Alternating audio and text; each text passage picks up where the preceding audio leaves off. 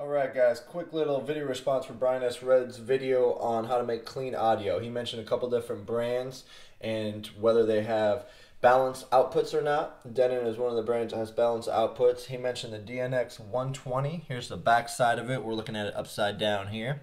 And here are the two balanced outputs. They're both 1/4 inch. Now, you're going to have to convert it to XLR at some point, in most cases. If you ever have a chance to convert it to XLR, you're going to want to do so.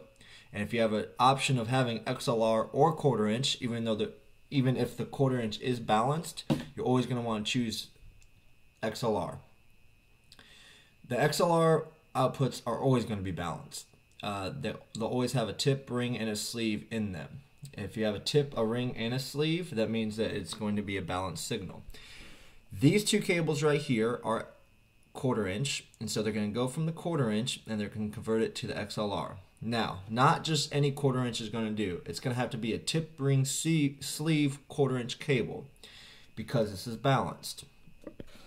So, if you unplug this right here and you look at a demonstration, if this 1/4 inch is going into the unit, my finger is representing the conductor on the inside that's going to touch. Sometimes this is not bent and it's straight, and so the cable is actually never hitting it on the inside, which is going to cause some situations where you're going to lose signal. For the most part, it's always going to touch just like that. But with an XLR cable, you're guaranteed for them to always touch. So always choose XLR if you have the option.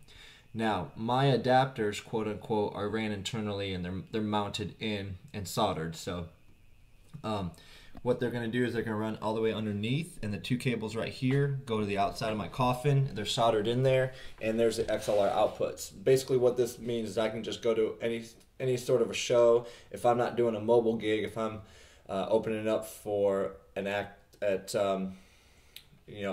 opening up for a band, DJing before or in between sets or something, all I have to do is just literally come in and plug two XLRs out into the big main board. So, and even for my mobile stuff, it makes it easy. I just snap right there. I don't have to fumble around with the back of my coffin or anything like that.